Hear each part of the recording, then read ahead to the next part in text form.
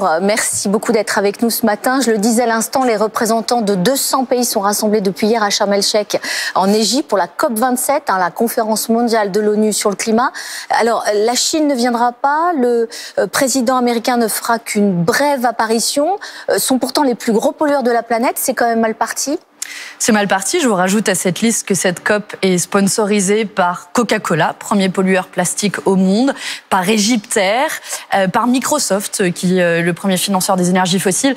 Bref, c'est difficile de savoir quoi en attendre de cette COP, tellement les dernières ont été décevantes, n'ont pas relevé le niveau d'ambition et les engagements des États. Lesquels engagements des États ne sont pas respectés? La France en premier lieu, qui ne respecte pas les accords de Paris. Donc qu'est-ce qu'il faut faire? Ça n'a plus de sens, ces grands-messes?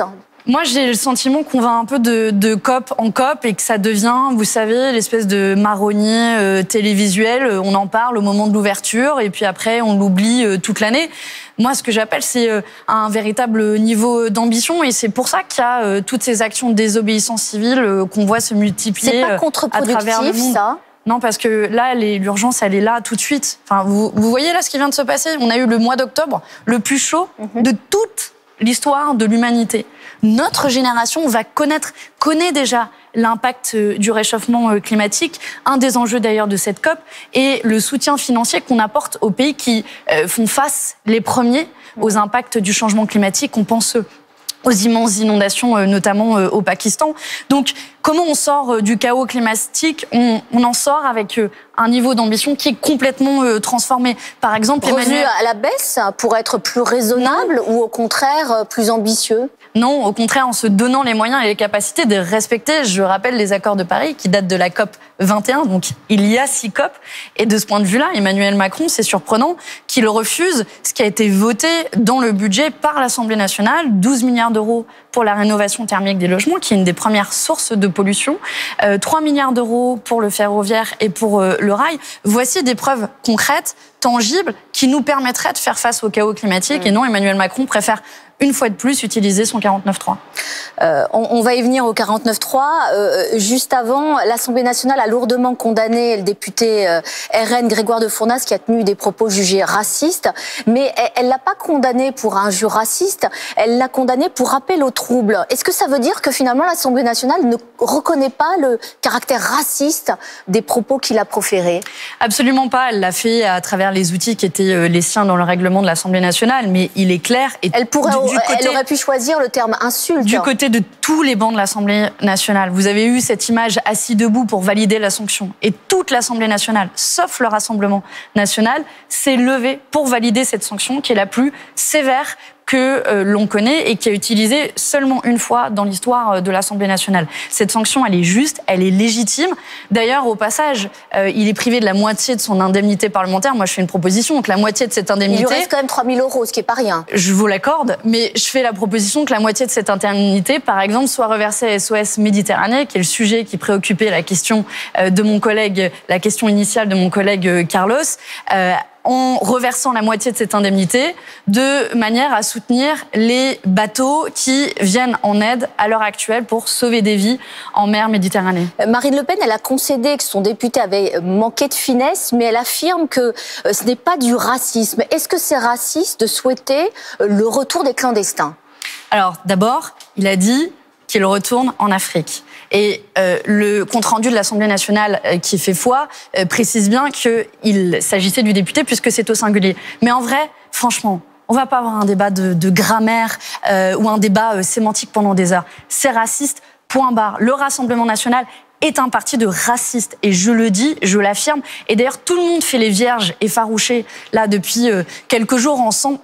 Comme s'ils redécouvraient un peu la nature du Rassemblement national. Mais je le rappelle, le Rassemblement national, dans ses rangs, vous avez un député qui a été condamné pour violence en réunion avec armes. Vous avez une députée qui pense que l'avortement est un génocide. Mais ça a été créé par des anciens du Waffen-SS. Les motions de censure avec le Rassemblement national. C'est faux. Nous n'avons jamais voté la motion de censure du Rassemblement national. Et vous voyez, je m'emporte parce que, au bout d'un moment, ça suffit. Parce que dans le même temps, vous avez La République en marche et Gérald Darmanin qui trouvent Marine Le Pen trop molle. Vous avez les députés de La République En Marche qui votent pour des vice-présidents du Rassemblement national. Ça n'a pas été notre cas. Vous avez Macron qui multiplie les lois anti-immigration et qui fait des appels au pied du Rassemblement national. Alors vous voyez, au bout d'un moment, ça suffit. Les racistes, c'est le Rassemblement national et La République En Marche qui fait leur jeu, c'est dangereux. Je vous entends, et on arrive à ce point de mais danger. je reviens à ma question. Est-ce que c'est raciste de vouloir se doter d'une politique migratoire? Est-ce que les obligations de quitter le territoire français, c'est raciste? C'est pas la question qui est posée. Le député de Fournas, il a dit qu'il retourne en Afrique. Vous le mettez au singulier, au pluriel, on peut en débattre autant que vous voulez, c'est raciste. Point barre, ça n'a rien à faire quand on a un représentant de la République.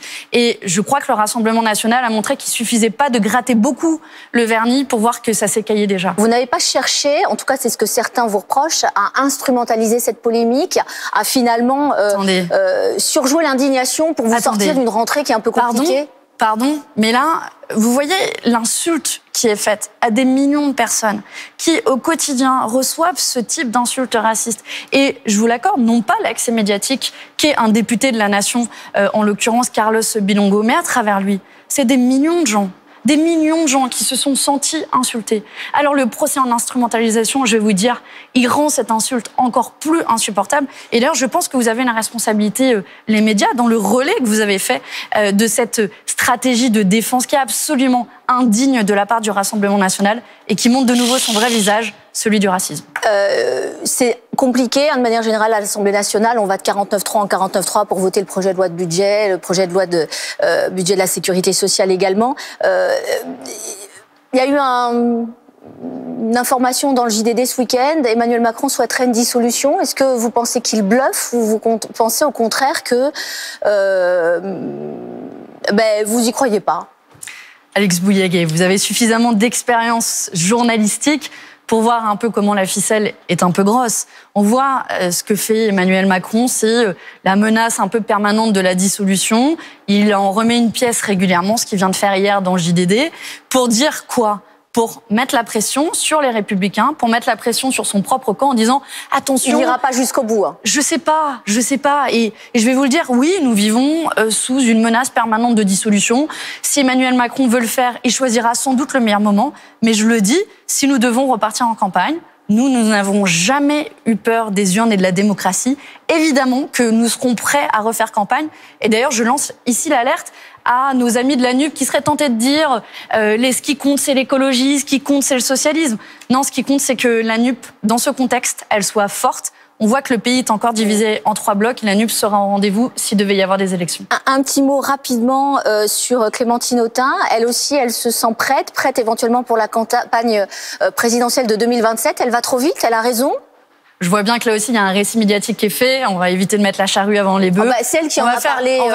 Non, elle est interrogée régulièrement sur le sujet. Enfin, elle dit qu'elle a des ambitions. On va mettre les choses dans le bon ordre. Cette semaine, nous allons annoncer à la France insoumise un certain nombre de réformes internes qui va permettre de, j'espère, en tout cas je le souhaite. Ça passera par quoi, cette réforme interne, notamment à la direction du parti? Ça fait plusieurs semaines qu'on y travaille. L'objectif est de répondre aux préoccupations concrètes des militants avec davantage d'autonomie financière pour nos groupes locaux, des cadres de débat, des cadres de formation, mais aussi une direction plus collective. En tout cas, je le souhaite et c'est vers là qu'on devrait arriver. C'est l'ère Mélenchon qui est en train de se tourner ou l'ère Quatennens qui est en train de se tourner? Non, rassurez-vous, Jean-Luc Mélenchon, s'il devait y avoir des élections législatives et une dissolution, lui aussi se tient prêt. Mais je crois il serait candidat, Jean-Luc Mélenchon? Pas aux législatives, j'en sais rien. Mais en tout cas, il serait prêt à mener la bataille. Il n'a jamais cessé de la mener. Et nous aussi. Et j'espère que ces réformes de la France insoumise nous permettront de passer un nouveau cap. On est passé 17 députés à 75. On est prêt à passer encore plus. On vous le souhaite. Avec ce nouveau fonctionnement. Manon Brie, bonne journée à vous.